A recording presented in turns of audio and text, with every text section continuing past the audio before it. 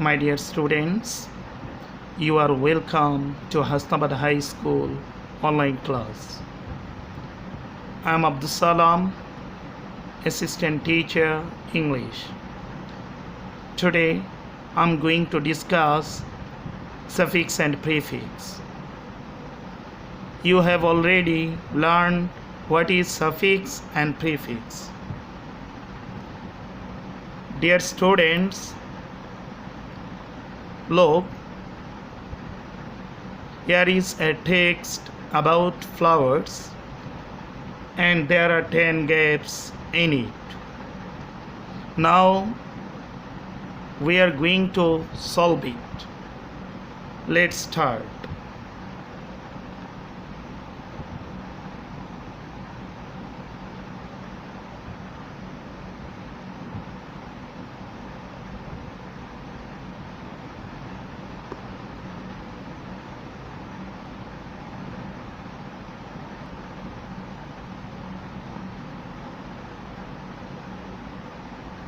প্রিয় শিক্ষার্থীবৃন্দ, আশা করি তোমরা ইতিমধ্যে দেখেছো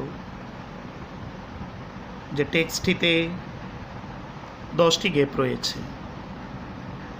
এগুলো প্রপারলি অ্যান্সার করতে হলে প্রথমে টেক্সটটির অর্থ জানতে হবে এবং কিছু রুলস মনে রাখতে হবে। শিক্ষার্থীবৃন্দ, লক্ষ্য করো,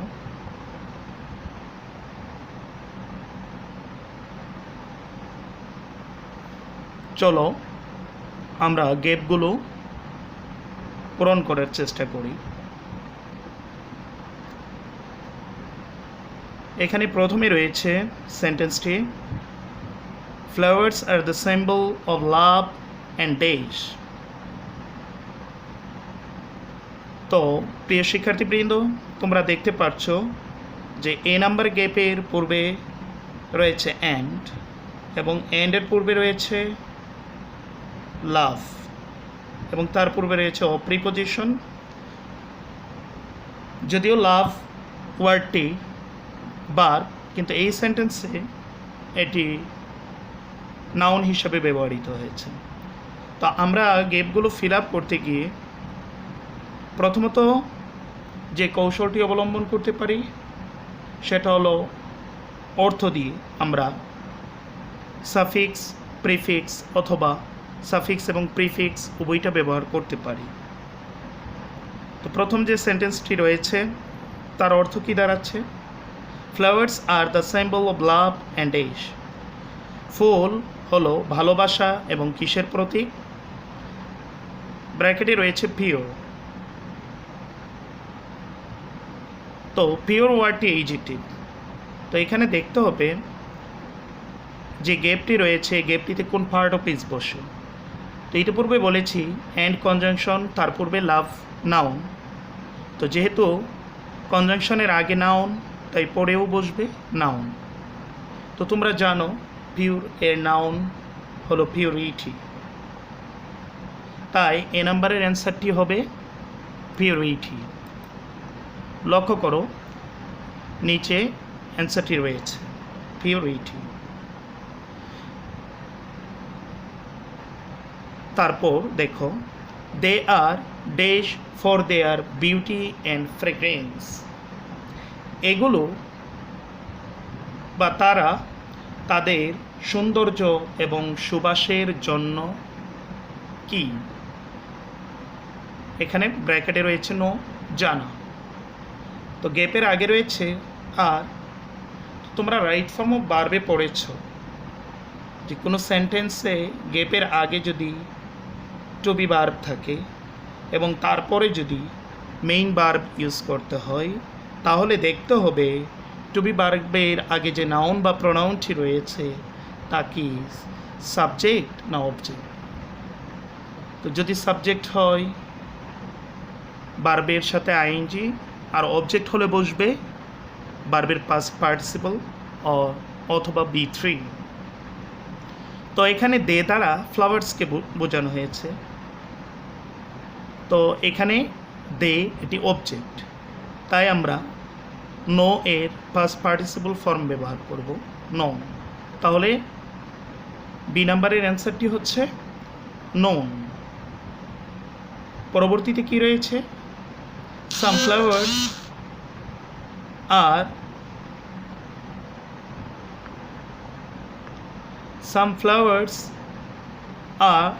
ড্যাশ ফর দেয়ার ফ্রেগ্রেন্স, কিছু ফুল তাদের সুবাসের জন্য, ব্র্যাকেটে রয়েছে নোট।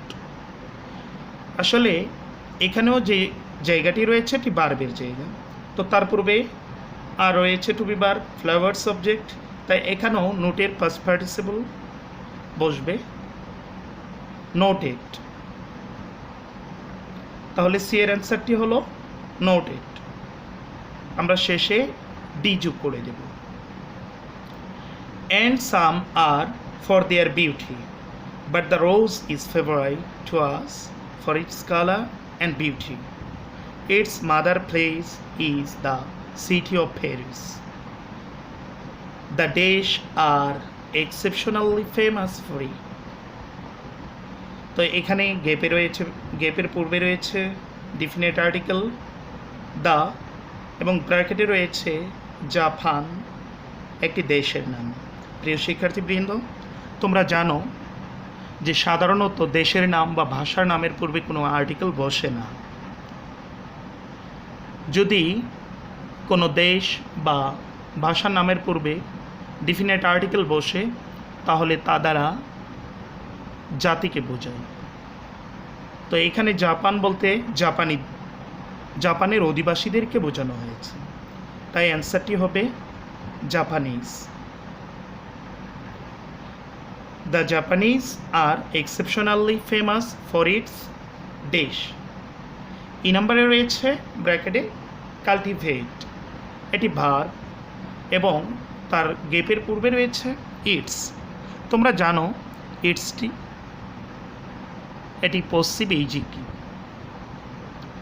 তো যেহেতু ইটস পশ্চিম এইজিকটিভ তারপরে সাধারণত নাউন বসবে। তো কাল্টিভেট এটি ভার্ব, এর নাউন ফর্ম হলো cultivation, exactly cultivation.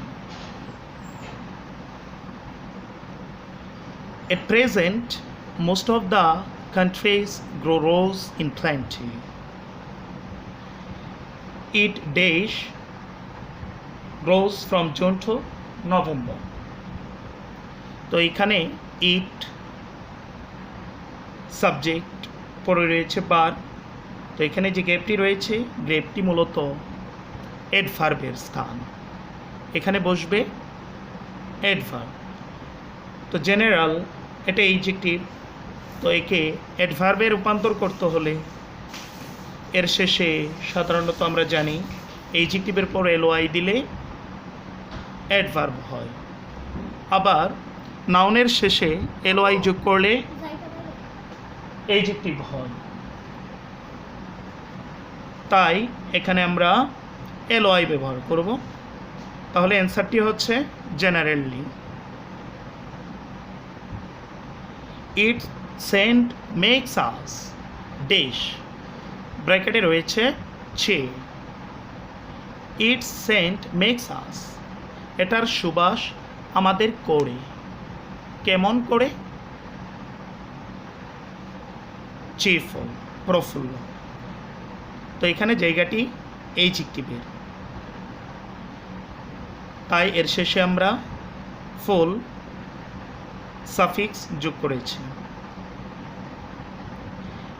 It makes people lively, lovely, dash and so on. প্রিয় শিক্ষার্থীবৃন্দ, গেপের আগে দুইটি ওয়ার্ড রয়েছে, একটি লাইভলি, অপরটি লাভলি। তো এই উভয়টি এইজেক্টিভ। লাভ এর শেষে এলওয়াই যোগ করা হয়েছে, তাই এটা এইজেক্টিভ। তো এখানে রয়েছে এফেকশন, এটা নাউন, তাহলে এটাকে আমাদের এইজেক্টিভে রূপান্তর করতে হবে। আর এফেকশনের এইজেক্টিভ তোমরা জানো, এফেকশনেট, হ্যাঁ, তার শেষে এটিই যোগ করতে হবে। By dash rose roses in plenty, প্রচুর পরিমাণে ফুল কি করে, এখানে গেপে রয়েছে গ্রো, যেহেতু বাই প্রিপোজিশনের পর যদি কোনো বার বসে তোমরা জানো তার সাথে আইএনজি যোগ করে নাউন করে নিতে হয়। হ্যাঁ, তাই এখানে গ্রোয়ের সাথে আমরা আইএনজি যোগ করব, তাহলে অ্যান্সারটি হবে growing. By growing roses in plenty, we can export them and solve our dash problem. এখানে রয়েছে এমপ্লয়। তো আমাদের দেশে তোমরা জানো বেকারত্ব সমস্যা রয়েছে, তাই অ্যান্সারটি হবে unemployment. We can export them and solve hour unemployment problem. আমরা এগুলো রপ্তানি করে আমাদের বেকারত্বের সমস্যা দূর করতে পারি। হ্যাঁ শিক্ষার্থীবৃন্দ, তোমরা অ্যান্সারগুলো আবার লক্ষ্য করো। তাহলে এ নাম্বারের অ্যান্সারটি হয়েছে ভিওরকে আমরা VRITY যোগ করেছি এবং ইকে বাদ দেওয়া হয়েছে। নো হয়েছে নৌন, সি নাম্বারে নোট হয়েছে নোটেড, ডিতে জাপান হয়েছে জাপানিজ, ই কাল্টিভেট হয়েছে কাল্টিভেশন এবং এফ এ জেনারেল হয়েছে জেনারেলি, জি এর অ্যান্সারটি cheerful, H affectionate, I growing, J unemployment. Dear student, আশা করি তোমরা বুঝতে পেরেছ। তোমরা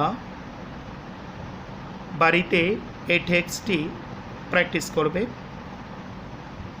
এবং পরবর্তীতে তোমাদেরকে এই টপিকটি নিয়েই পরবর্তী ক্লাসে আরেকটি টেক্সট আমরা সলভ করার চেষ্টা করব ইনশাল্লাহ।